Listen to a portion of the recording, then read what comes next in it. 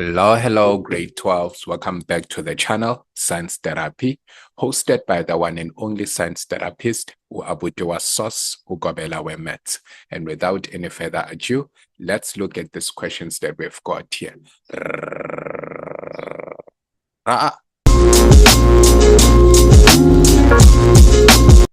Okay, so we have question 8. It says the graph of g of x is equals to ax cubed plus bx plus cx. A cubic function having a y-intercept of 0 is drawn below. The x-coordinate of the turning points of g are -1 and +2.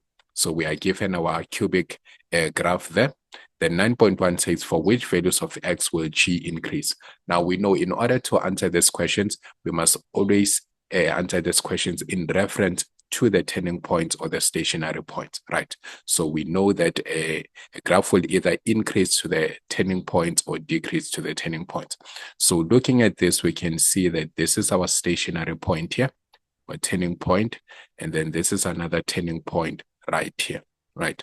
And then we are looking for coordinates, the x-coordinate for which the graph of g will be increasing, right? So you are looking for where you'll have an increasing gradient. Now, obviously, it's visible to all of us that the graph increases from that point to this point right here. So we can see that our graph there is increasing as opposed to all these other points that I did not mark, right?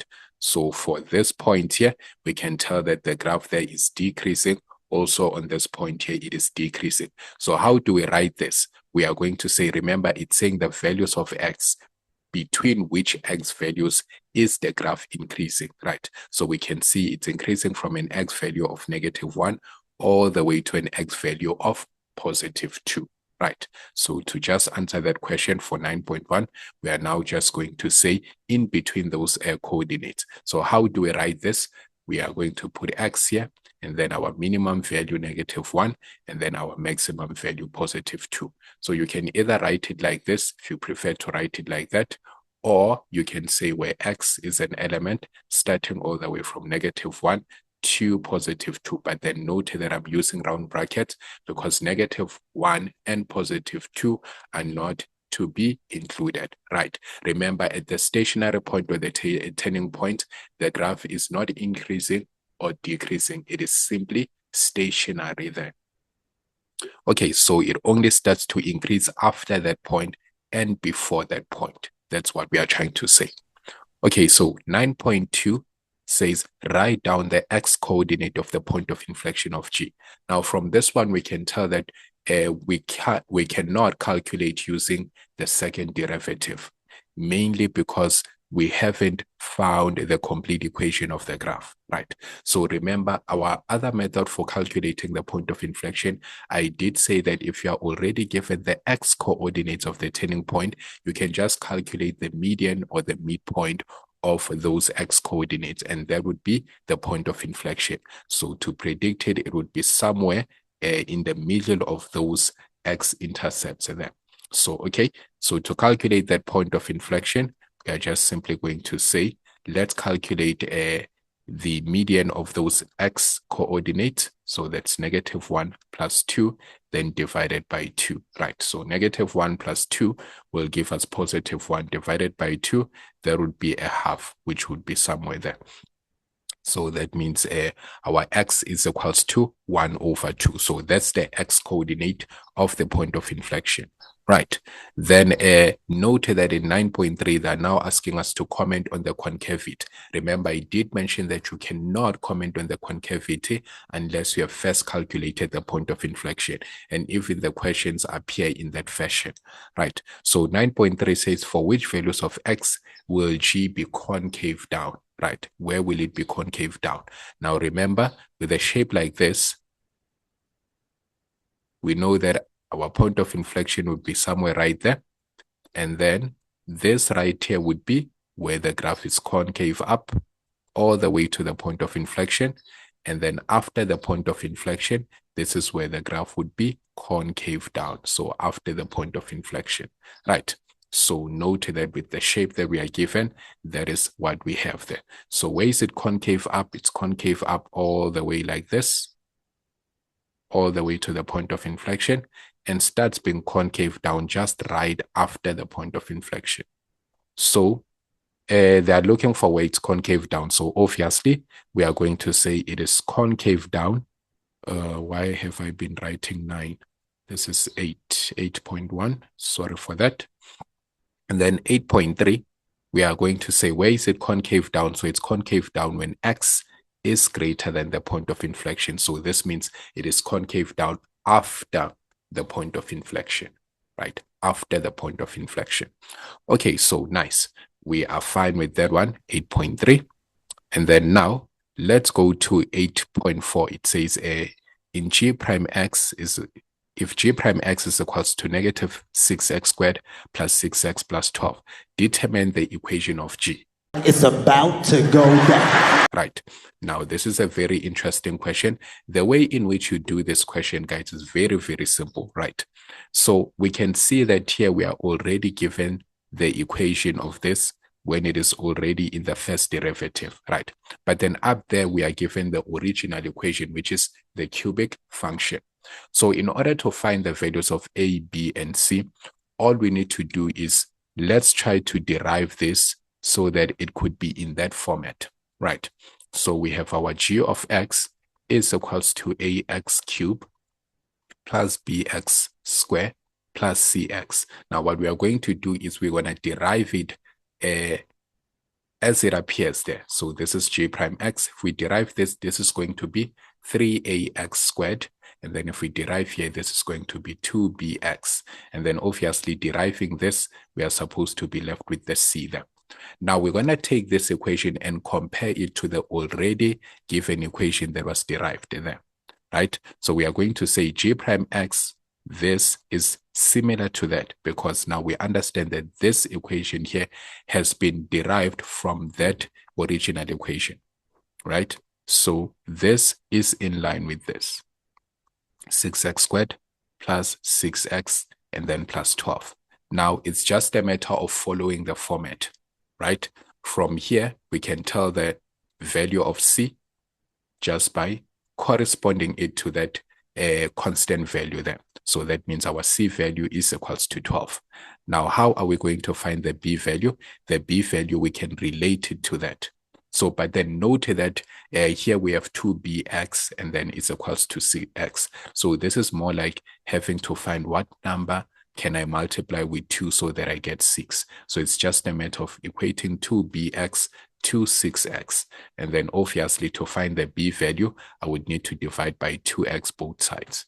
And then obviously that divides out and then my b is equals to 3, right? Now to find the a value, I need to equate these ones now. So this will be 3ax squared. So it's just simply following the format, guys. We are just simply following the format.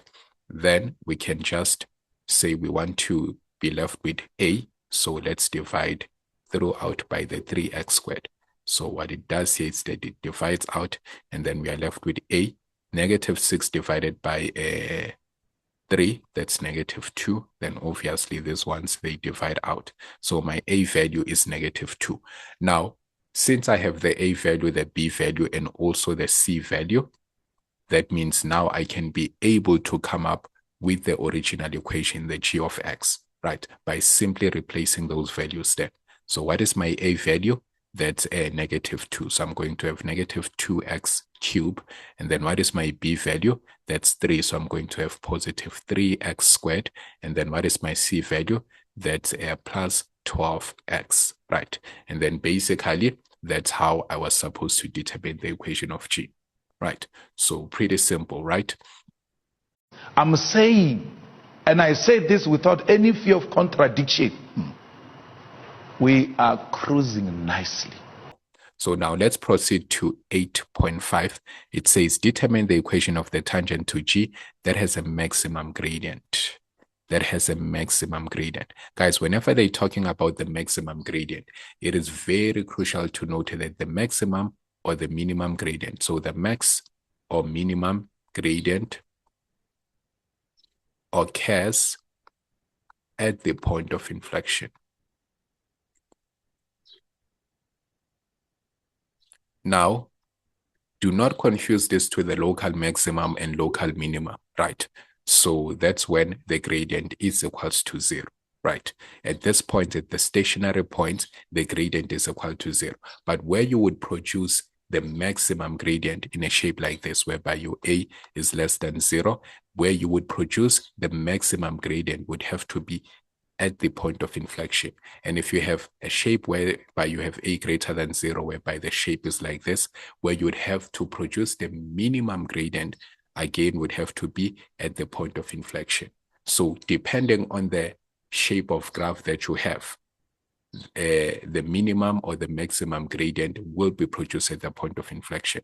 So with this one, this is where we produce the minimum gradient. That's at the point of inflection.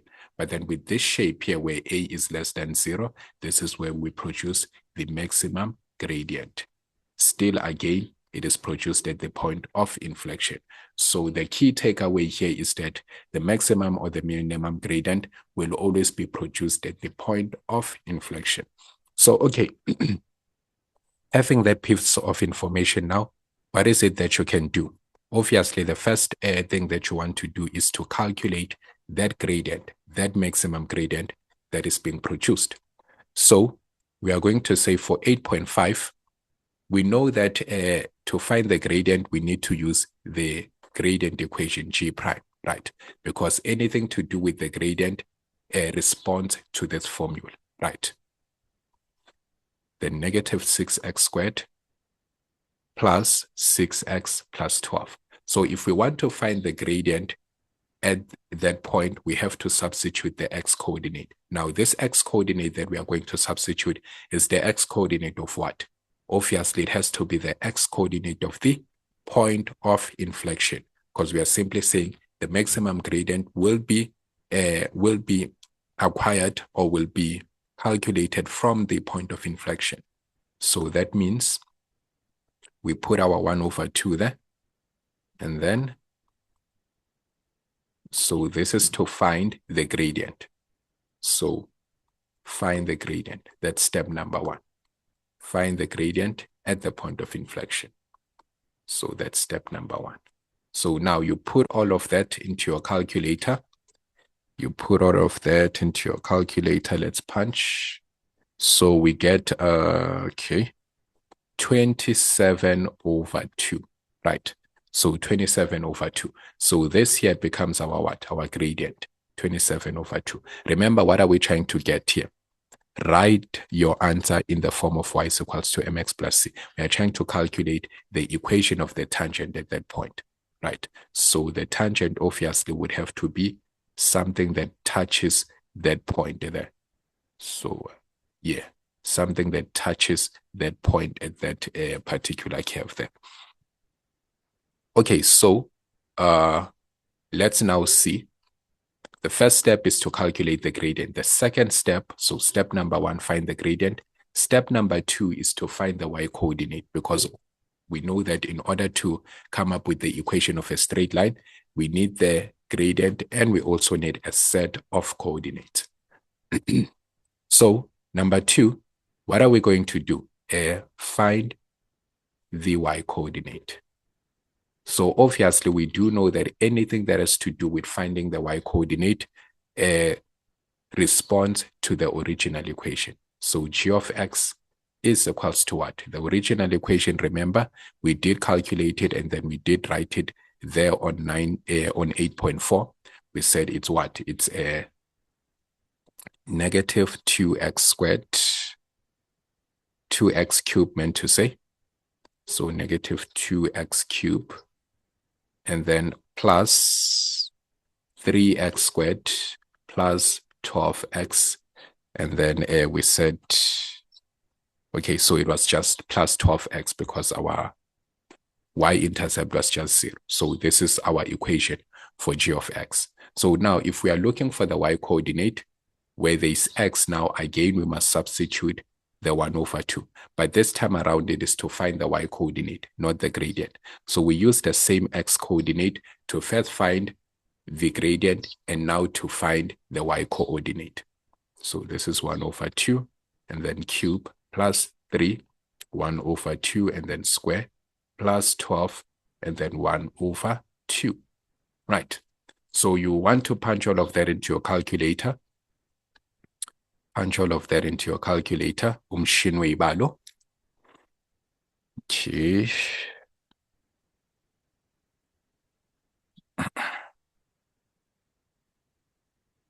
Okay, so our y value is equals to 13 over 2, right? So, okay, now we have the gradient, and then we also have a y value here. So, meaning that now we have a set of coordinates, which our set of coordinates are now what? 1 over 2 is to what? Is to 13 over 2. And then we also have a gradient of 27 over 2. So meaning at this point now, we can use this straight line equation. So you do have this formula on your data sheet or your information sheet at the back of your question paper.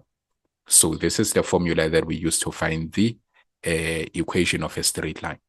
I can see what they're doing, what he's doing. I can see it, I feel it. It's cooking. So what you do is you say y minus, for y1, that's where you substitute the y value there, 13 over 2. And then for m, obviously, that's where you substitute the gradient, 27 over 2. Now you keep the x there, so the y and the x should be kept like that because we are trying to find an equation. Then x1 is where you substitute in this x value. So this is your x1 and your y1. So this is 1 over 2. Right. Then what you want to do now is you want to calculate 27 over 2 multiplied by x is 27 over 2. Then 27 over 2 multiplied by that, you are going to have 27 over 4, negative 27 over 4. Then if you transpose, then you have plus 13 over what? Over 2. Right. Now, obviously, you want to punch all of that into your calculator there. So that you find the equation. So your y is equals to, oh, here x, let's not forget x. Then y is equals to 27 over 2x. And then let's punch in that. So that gives us negative 1 over 4. Right? So therefore, this is our equation right there. That's our equation right there, guys. Yes. So pretty interesting question, guys. Yeah. Wrong understanding. I'm on another level, my boys. But then all you have to know are the steps into doing that, right? So once you know the steps into tackling these questions, then almost 100% of the time you'll get the correct answer. So note that number one, you use that x coordinate of the point of inflection to first find the gradient. Then number two, you use the very same x coordinate of the point of inflection to find the y coordinate of the point of inflection. Now you'll have a set of coordinates and also the gradient, which enables you to calculate the equation. So, okay, that's how you were supposed to tackle this question here, all for a total of 15 marks. So make sure that you come back to this video, watch it as many times as possible, and try to understand the approach that I took into solving all these questions here. But then with all that being said, please like, share, comment, subscribe if you haven't subscribed yet. And most importantly, please share the link with your friends and classmates so that they may also find assistance. Remember, do not be selfish. We are winning as a team.